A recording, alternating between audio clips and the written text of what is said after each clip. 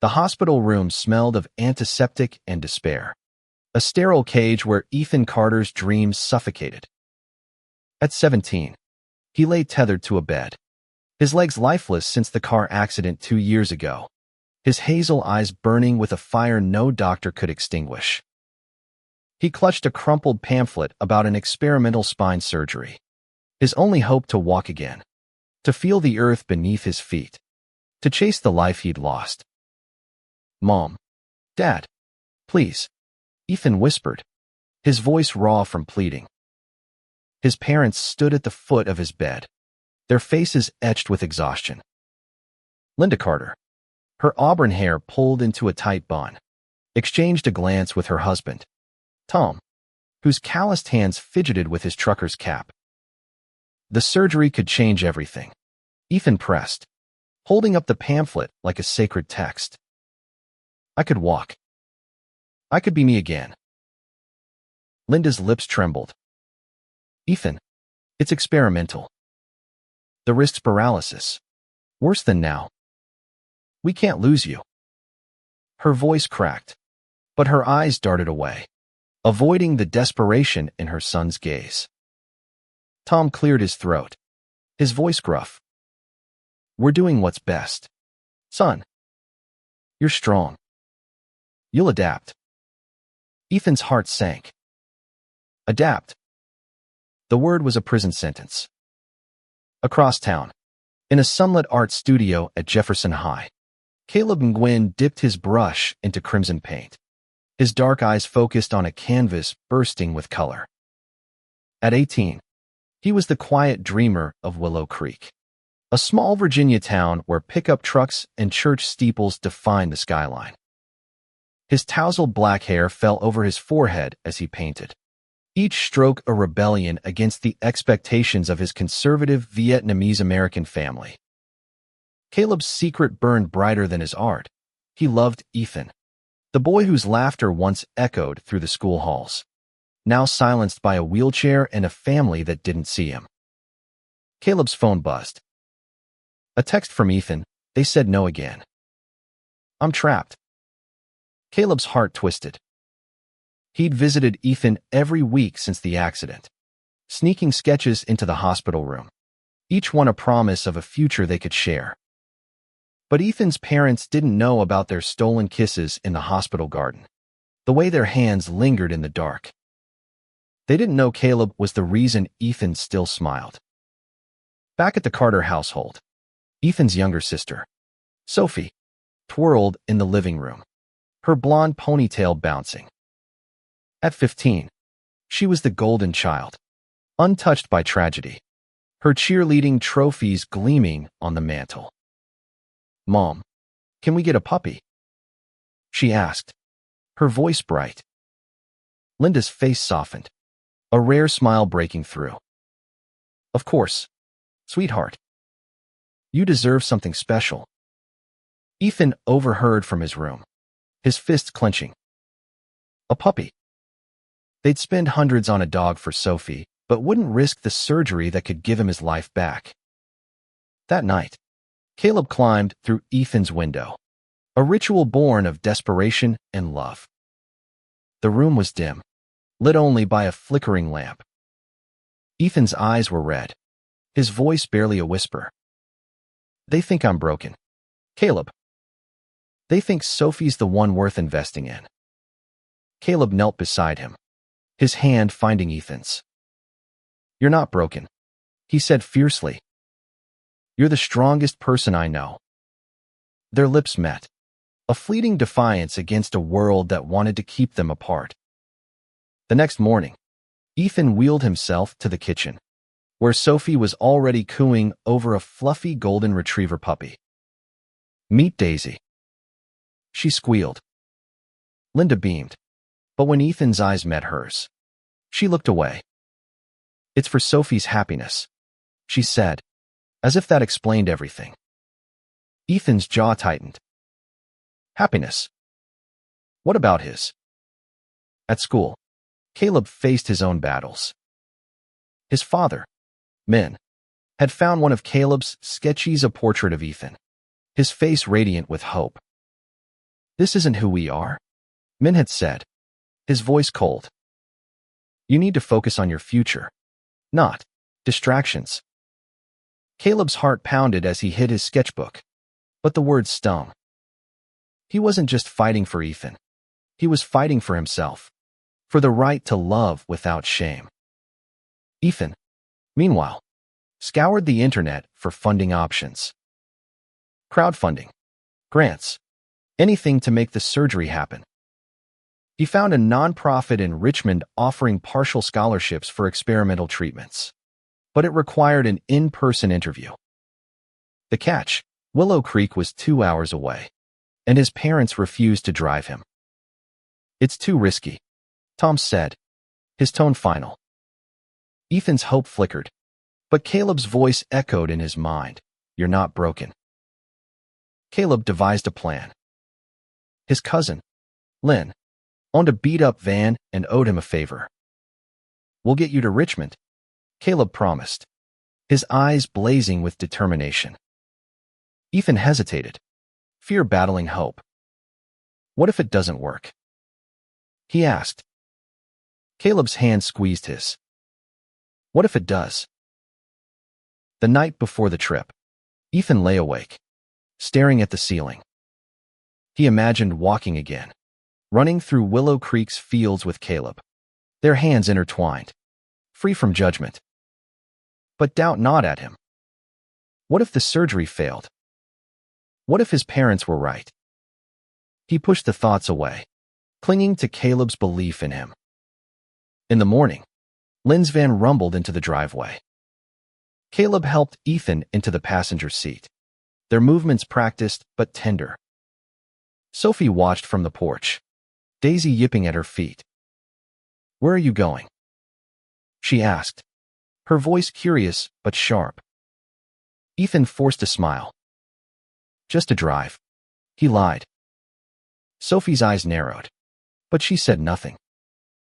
The road to Richmond was bumpy, the van's AC barely working. Caleb kept Ethan's spirits up, blasting their favorite indie rock playlist and recounting stories of their childhood adventures. Remember when we snuck into the old theater? Caleb grinned. Ethan laughed, the sound rare and precious. For a moment, they were just two boys in love, not a cripple and a dreamer defying the odds. At the nonprofit's office, Ethan's interview was grueling. The director, a kind-eyed woman named Dr. Patel, listened as he poured out his story, his accident, his dreams, his parents' refusal. You've got fire, Ethan, she said. We'll cover half the surgery cost. The rest is up to you. Ethan's heart soared, but the reality hit hard. Half was still thousands of dollars short. On the drive back, Caleb was quiet, his mind racing. We'll find a way, he said finally, his voice steady. Ethan nodded, but the weight of the challenge pressed down on him. Back in Willow Creek, rumors were spreading. Sophie had overheard enough to piece things together and told a friend, who told another. By the time Ethan and Caleb returned, the town was buzzing. Ethan's running away for some crazy surgery, people whispered. And with that Ngwin boy. Linda confronted Ethan that night. You went behind our backs, she demanded, her voice shaking. Ethan's eyes blazed. You gave up on me. I didn't give up on myself. Linda's face crumpled, but she didn't apologize. Tom stood silent, his arms crossed. Sophie, clutching Daisy, watched from the doorway, her expression unreadable. Caleb faced his own reckoning. Min found another sketch, this one of Ethan and Caleb together, their faces close, their love undeniable. This stops now, Min said, his voice like steel. You're throwing your life away. Caleb stood tall, his voice trembling but firm. I'm not throwing anything away. I'm choosing who I am. The town's whispers grew louder, a mix of pity and judgment. Ethan and Caleb were no longer just boys. They were a scandal, a challenge to Willow Creek's small-town values. But they didn't care. They had each other, and they had a plan. Caleb started a crowdfunding campaign, pouring his heart into a video about Ethan's fight. "He's not asking for pity," Caleb said to the camera, his voice thick with emotion. "He's asking for a chance." The campaign spread slowly at first, shared by classmates, then strangers.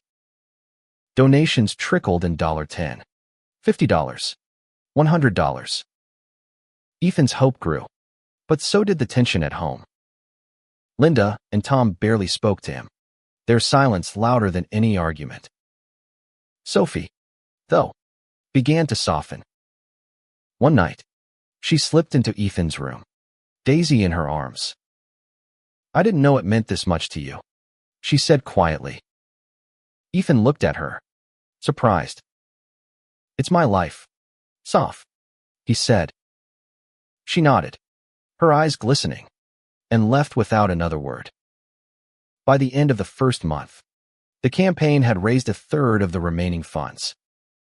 Caleb painted tirelessly, selling his artwork at local markets, each sale a step closer to Ethan's dream. Their love, once a secret, was now a beacon, drawing support from unexpected places: a teacher, a neighbor, even a pastor who believed love was love. But the clock was ticking. The surgery slot was 3 months away, and they were still short. Ethan's resolve hardened. He started writing, pouring his pain and hope into blog posts that Caleb shared online. His words resonated, raw and unflinching, and the donations surged. But the cost was high. Old friends turned away, unable to reconcile Ethan's fight with their beliefs. Caleb's family grew colder, men's disapproval a constant shadow. Yet every night, Caleb climbed through Ethan's window, their love a quiet rebellion against the world.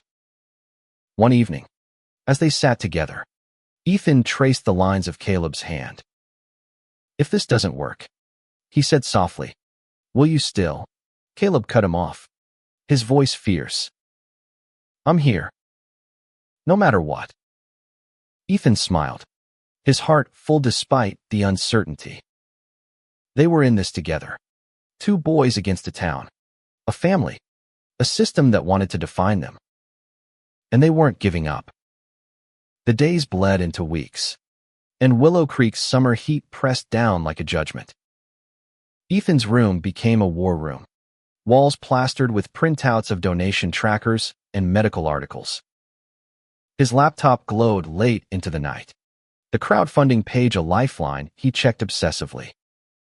They were at $12,000 impressive, but still $8,000 short of the surgery's cost. Every new donation felt like a victory, every stagnant day a gut punch. Caleb threw himself into the fight, balancing school, his art, and their campaign. He set up a booth at the town's Saturday market, his canvases vibrant with emotion portraits of Ethan, abstract swirls of their shared dreams, landscapes of a Willow Creek that could embrace them. Passers-by whispered, some with admiration, others with disdain. "That's the boy with Ethan Carter," an older woman muttered, her voice dripping with disapproval. Caleb ignored her, smiling at a young couple who bought a painting for $50. Every dollar counted. At home, Ethan's family was a minefield. Linda's silence had turned icy, her rare words sharp with worry. "You're risking everything, Ethan," she said one morning, her hands wringing a dish towel. "What if you die on that table?" Ethan's jaw clenched. "What if I live?" He shot back. Tom, as always, stayed out of it, his silence a wall Ethan couldn't breach. Sophie, though, was changing.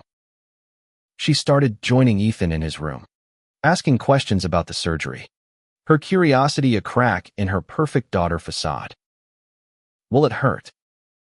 she asked once, her voice small. Ethan softened. Probably. But it's worth it. Caleb's world was no less tense. His father, Min, had doubled down, demanding Caleb stop this nonsense with Ethan. You're throwing away your future, Min said, slamming a hand on the dinner table. Caleb's mother, On, stayed quiet, her eyes pleading for peace. But Caleb couldn't back down.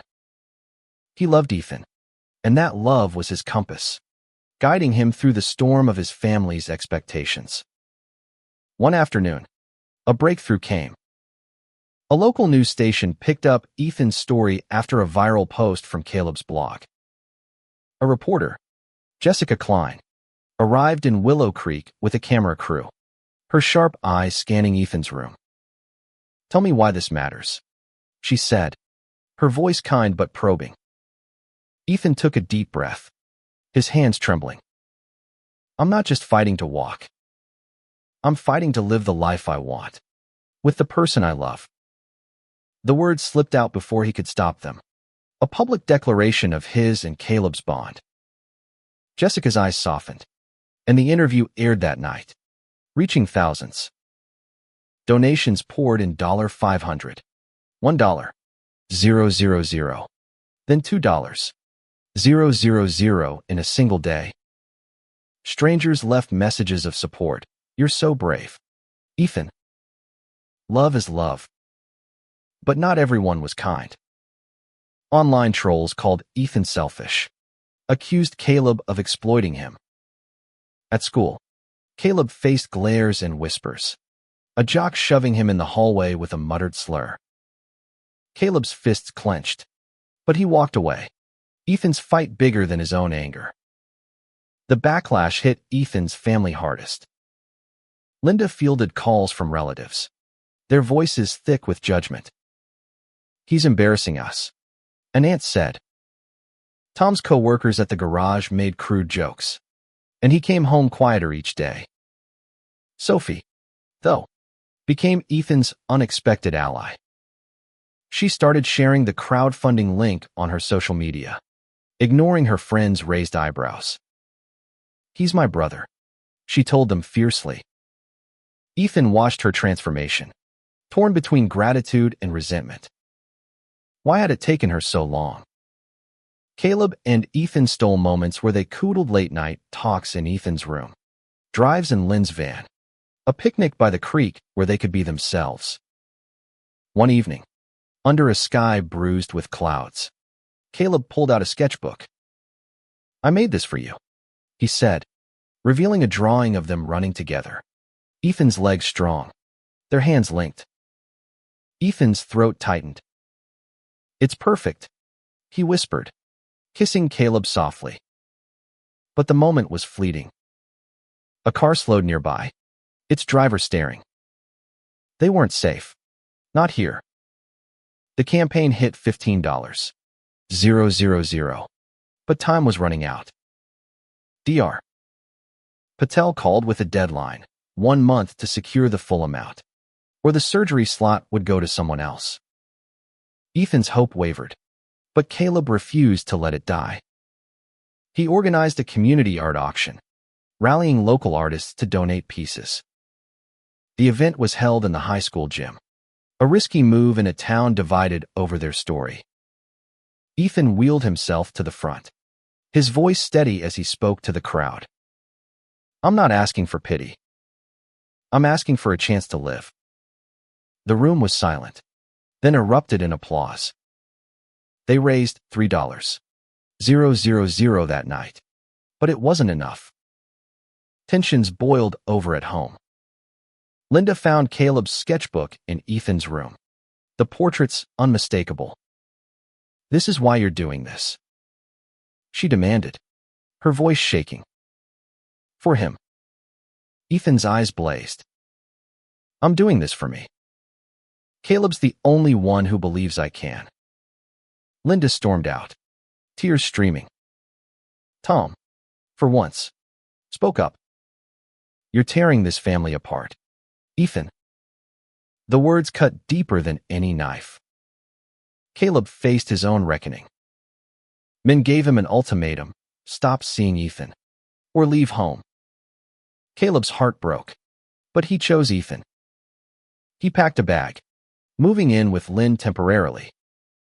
The decision cost him his family's warmth, but he felt free, unburdened by their expectations. He and Ethan clung to each other, their love a lifeline in the chaos. As the deadline loomed, Sophie made a move no one expected. She sold her cheerleading gear, her uniforms, her pom-poms, even her beloved trophies, donating the $500 to Ethan's fund. "You deserve this more than I deserve glitter," she said, her voice steady. Ethan hugged her, tears in his eyes. For the first time, he felt like he had a sister, not a rival. The final push came from an unexpected source. Jessica Klein, the reporter, shared Ethan's story on a national platform, and donations skyrocketed. By the deadline, they hit $20,000. Ethan would have his surgery. But the victory was bittersweet. Linda and Tom refused to attend the hospital, their silence a final rejection. Caleb, Lynn, and Sophie were there, though, their presence a new kind of family. The night before the surgery, Ethan and Caleb sat together, the hospital room quiet except for the hum of machines. "I'm scared," Ethan admitted, his voice barely audible.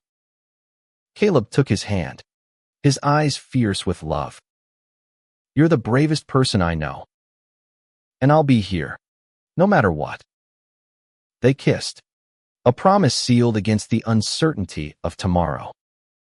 The hospital in Richmond was a maze of white walls and beeping monitors, a world away from Willow Creek's dusty streets. Ethan lay in pre-op, his heart pounding as nurses bustled around him. Caleb sat by his side, his hand a steady anchor, his sketchbook open to a new drawing, a future where Ethan stood tall, their fingers entwined. "You've got this," Caleb whispered, his voice a lifeline. Ethan nodded, but fear coiled in his chest. This was it, the surgery that could make him whole or break him completely. Sophie lingered in the doorway, Daisy's leash in her hand. She'd insisted on bringing the puppy, a small rebellion against their parents' absence. "You're gonna walk out of here, Ethan," she said, her voice fierce with belief. Ethan managed to smile, but his parents' absence was a wound that wouldn't heal. Linda had called, her voice strained, saying they couldn't bear to watch if it failed. Tom hadn't even bothered to speak. Dr. Patel entered, her calm demeanor a contrast to the storm in Ethan's mind. "We're ready," she said, her eyes kind but focused. "The procedure's risky, but you're strong, Ethan. Let's do this." As they wheeled him away, Caleb squeezed his hand one last time, his eyes glistening. "I'll be waiting," he promised. Ethan clung to those words as the anesthesia pulled him under. In Willow Creek, the town held its breath. The news story had made Ethan and Caleb local legends, but not everyone cheered. At the diner, old-timers grumbled about unnatural love and reckless dreams. Others, like Caleb's art teacher, Ms. Harper, defended them fiercely. "Those boys are braver than any of you," she snapped, slamming her coffee mug down. The crowdfunding page still buzzed with activity, strangers sending prayers and dollars, their support a shield against the town's judgment. Caleb waited in the hospital lounge, his sketchbook idle in his lap. Lynn sat beside him, her presence a quiet comfort. "He's gonna make it," she said, her voice firm. Caleb nodded, but his mind raced. What if the surgery failed? What if Ethan woke up worse or not at all? He pushed the thoughts away, focusing on the sketch he'd started, Ethan running, free, his smile brighter than the sun. Hours crawled by. Sophie paced. Daisy curled up at her feet. When Dr. Patel finally emerged, her face was unreadable. He's stable, she said, and Caleb exhaled, his knees weak. The surgery went well, but we won't know about mobility until he wakes. Caleb's heart soared and sank at once. Stable was good, but it wasn't enough. They needed a miracle. Ethan woke to a haze of pain and light, his body heavy but alive. Caleb was there, his face the first thing Ethan saw. You did it, Caleb whispered, tears falling. Ethan tried to move his legs, but nothing happened. Panic flared, but Dr. Patel's voice cut through. It'll take time. Physical therapy starts tomorrow. Ethan nodded, his hope fragile but intact. He was alive, and Caleb was here. That was enough for now.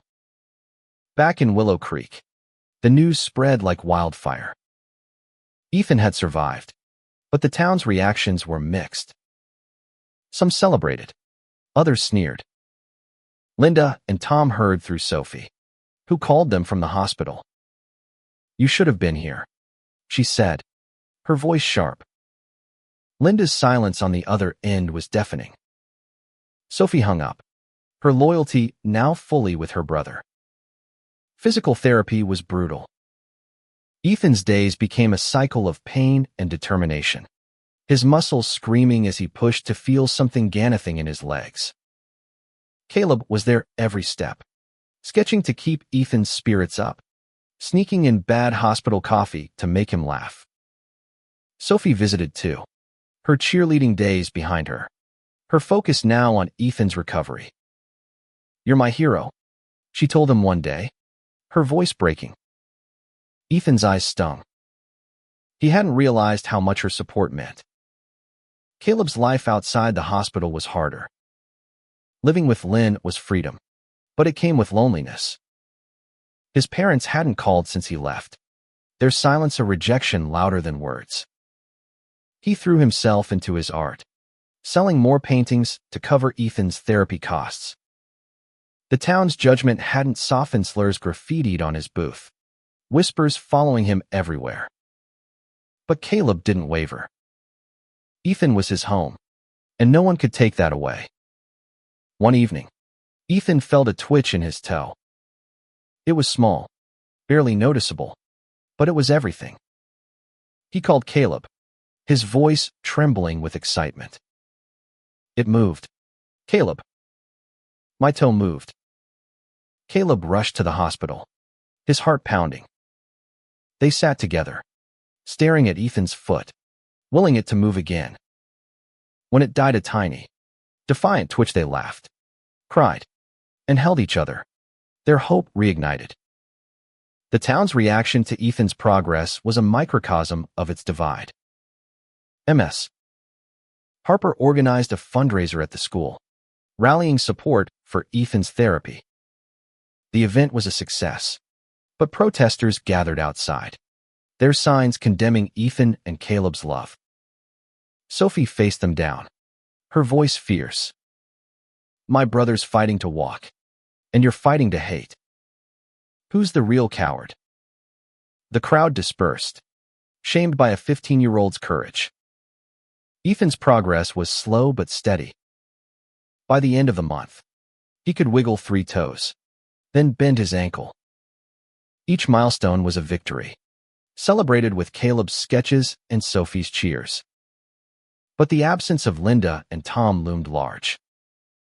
Ethan wrote them a letter, pouring out his pain and hope, begging them to see him not as a broken boy, but as their son, fighting for his life. He mailed it, but no reply came. Caleb, meanwhile, faced a new challenge.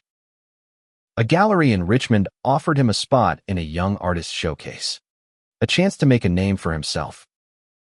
But it meant leaving Ethan for a weekend, something he hadn't done since the accident. Ethan insisted he go. You've given me everything, Ethan said, his voice firm. Now do this for you. Caleb hesitated, but Ethan's smile convinced him. They kissed, a promise to weather this separation. The showcase was a triumph.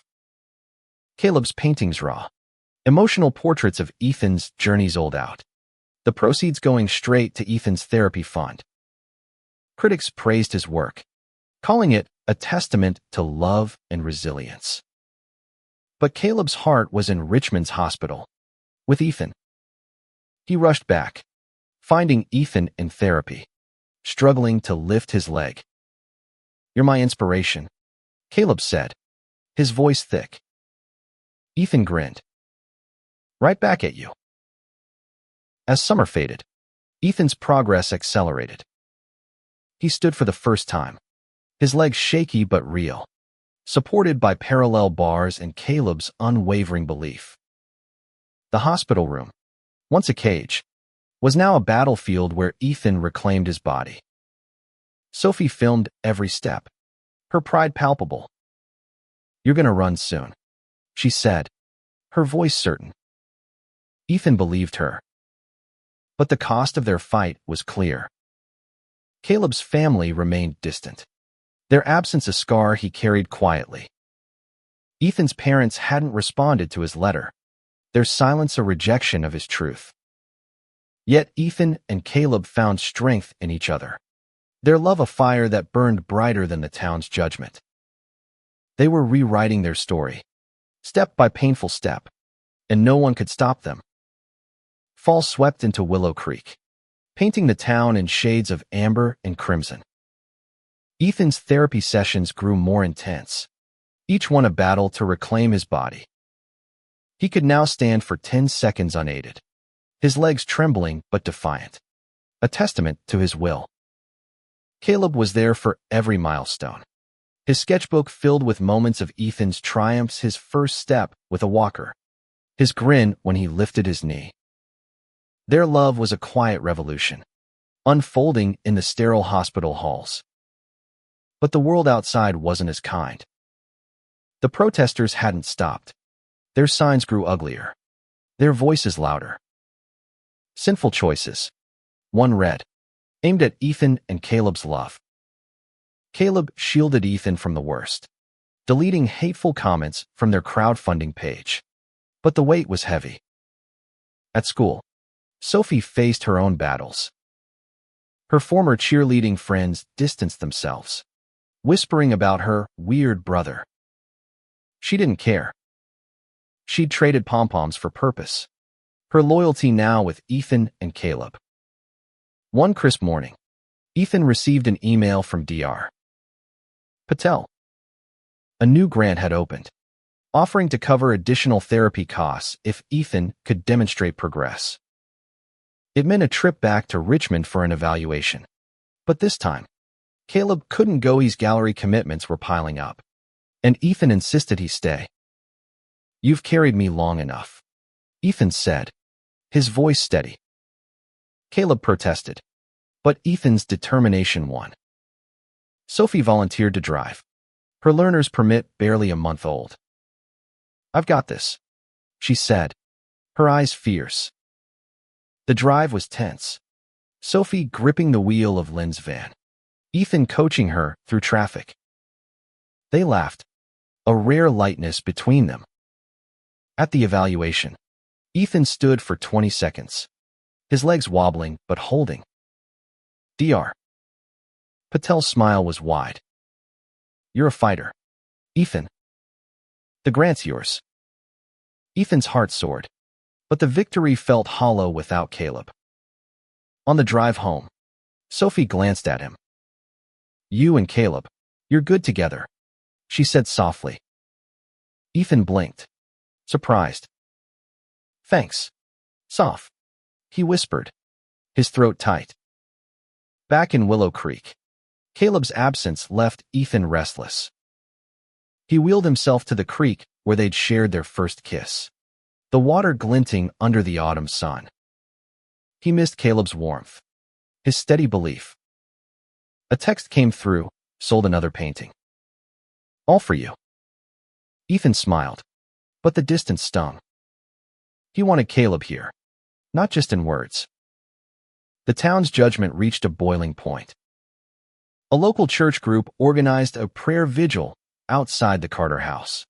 Their chants a thinly veiled attack on Ethan and Caleb. Sophie confronted them, Daisy barking at her side. "Pray for yourselves," she shouted, her voice raw. "My brother's fighting for his life, and you're fighting for hate."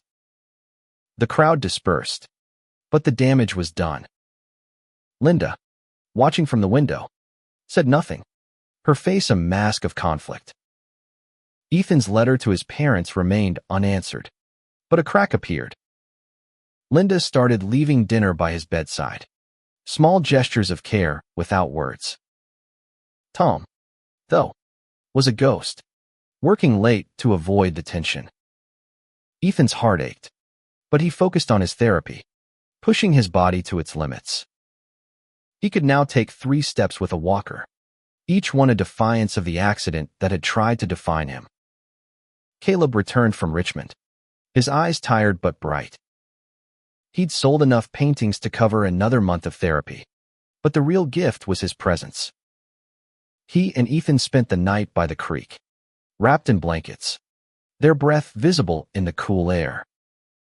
"I'm proud of you," Caleb said, his voice thick. Ethan leaned into him, their love a shield against the world. "I couldn't do this without you," he replied, their lips meeting in the moonlight. Sophie's transformation deepened. She started a blog, documenting Ethan's journey with raw honesty, her posts gaining traction online. Strangers sent messages of support, some sharing their own stories of overcoming adversity or embracing their truth. Sophie read them to Ethan, her voice steady with pride. "You're inspiring people," she said. Ethan shook his head, humbled. "We're inspiring people," he corrected, glancing at Caleb. But the pressure was relentless.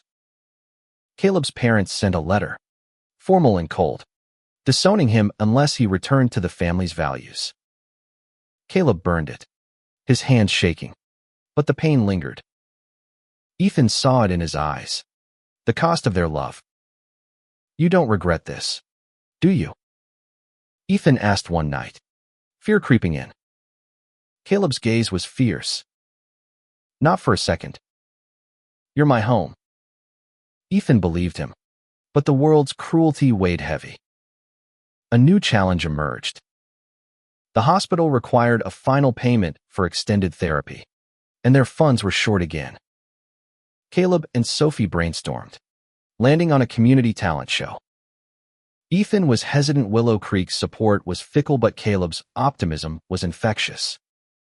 "Let's show them who we are," he said. They rallied friends, classmates, even MS. Harper, who agreed to MC. Ethan would speak, sharing his story, while Caleb performed a live painting, their love and fight on display. The night of the talent show was electric. The high school gym was packed, the air thick with anticipation and tension. Ethan wheeled to the stage, his voice clear despite his nerves. "I'm not just fighting to walk," he said, his eyes finding Caleb. "I'm fighting to love, to live, to be me." The crowd was silent, then erupted in applause, drowning out the handful of protesters outside. Caleb's painting a vibrant mural of Ethan standing, surrounded by colors old for $1,000, pushing their fund over the line. But victory came with a cost. That night, someone vandalized Caleb's art booth, spray painting slurs across his canvases. Caleb stared at the wreckage, his heart breaking, but Ethan's hand on his shoulder steadied him. "They can't break us," Ethan said, his voice fierce. Caleb nodded, his resolve hardening. They cleaned the booth together, Sophie joining in, Daisy yipping at their feet. Ethan's therapy progressed. He took 5 steps, then 10, each one a miracle. Dr. Patel warned that full mobility wasn't guaranteed, But Ethan didn't care. He was moving, living, loving. Caleb's art was gaining recognition. His story intertwined with Ethan's. Their fight a beacon for others. Sophie's blog went viral.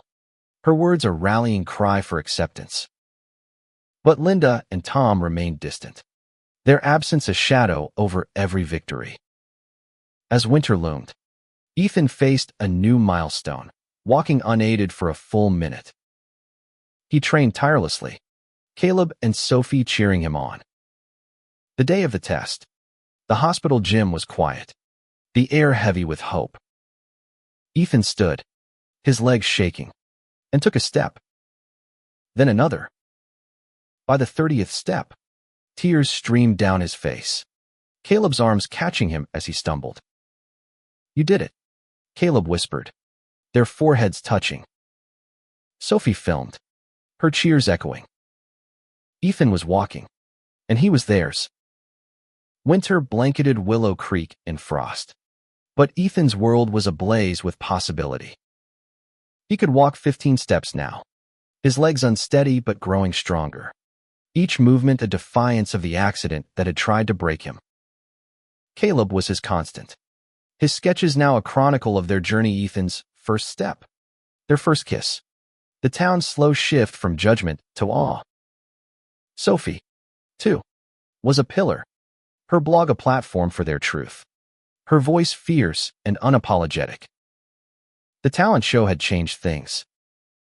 Willow Creek wasn't fully won over, but the tide was turning. Ms.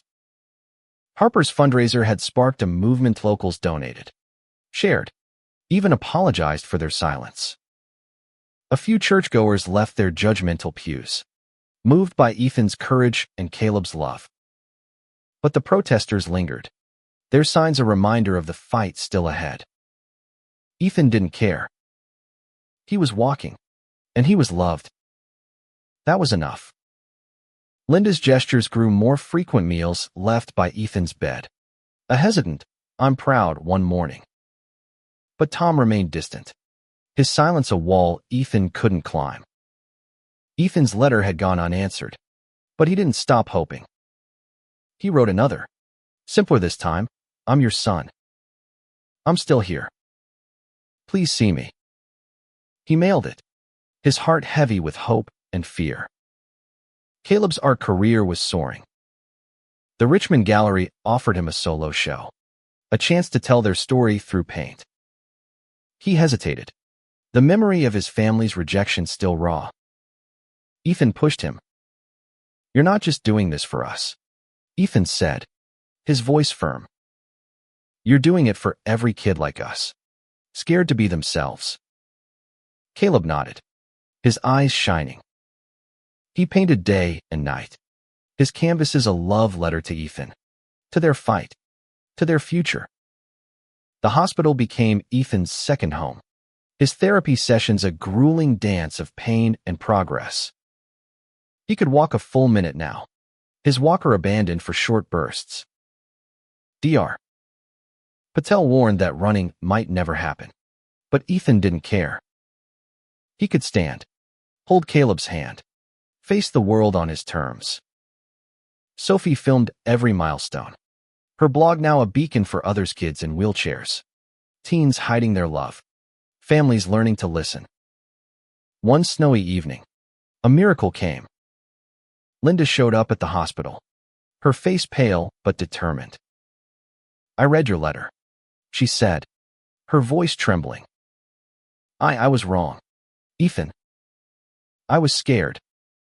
Ethan's heart pounded. He wanted to be angry, but her tears disarmed him. "I just want you to see me," he said softly. Linda nodded, stepping forward to hug him, her embrace awkward but real. It wasn't forgiveness. Not yet, but it was a start. Tom was slower to come around. He appeared at the hospital a week later, his trucker's cap in hand, his eyes avoiding Ethan's. "I don't understand all this," he said gruffly. "But you're my boy." Ethan nodded, tears falling. It wasn't acceptance, but it was enough for now. Sophie watched, Daisy at her feet, her smile bright. She'd become their bridge, her love for Ethan stronger than her parents' fear. Caleb's solo show was a triumph. The gallery was packed, his paintings telling a story of pain, love, and resilience. Ethan attended, walking with a cane, his steps slow but steady. The crowd parted as he approached Caleb, their hands finding each other. "You did this," Ethan whispered, his voice thick. Caleb shook his head. "We did this." Their kiss was soft, public, unapologetic, a defiance of every slur and stare. Willow Creek wasn't perfect. Some never came around, their judgment a stubborn stain. But others changed, classmates who once whispered now clapped, neighbors who donated, a pastor who preached love over dogma. Sophie's blog hit 1 million views. Her words a rallying cry. My brother fought to walk, and he fought to love. What are you fighting for? Ethan's final therapy session was a celebration. He walked across the hospital gym, his cane barely touching the floor. Caleb and Sophie cheering, Linda and Tom watching from the sidelines. Dr. Patel smiled, her eyes proud. You've rewritten your story, Ethan, she said. Ethan grinned, his hand in Caleb's. We rewrote it. The night before they returned to Willow Creek for good, Ethan and Caleb sat by the creek, the same spot where their love had begun. The water was frozen, but their hearts were warm. What's next? Ethan asked, his voice light but serious. Caleb's eyes sparkled. Everything. We live. We love. We keep fighting. Ethan nodded, his cane resting beside him, no longer a crutch but a badge of his journey. They went home together, to a Willow Creek that was learning to change. Linda cooked dinner. Tom joined them, their conversations halting but healing. Sophie set the table, Daisy yipping at her feet, her blog still growing, her voice still loud. Ethan and Caleb sat close, their hands linked, their love no longer a secret but a strength. Years later, Ethan would walk without a cane, his steps sure, his hand in Caleb's. They'd move to Richmond, build a life, their story a beacon for others. Sophie would go to college, her blog a book, her heart still with her brother. Linda and Tom would learn, slowly, to embrace their son, their pride outweighing their fear. Willow Creek would never be perfect, but it would be better, because two boys dared to love, dared to fight, dared to live. And somewhere, in a quiet moment, Ethan would look at Caleb and whisper, "We did it." Caleb would smile, his sketchbook open to a new page, their future unwritten but bright. They'd won not just the surgery, not just the steps, but the right to be themselves, to love without shame, to live without limits. Their story wasn't just theirs anymore. It was a spark, a hope, a reminder that love, in all its forms, could move mountains,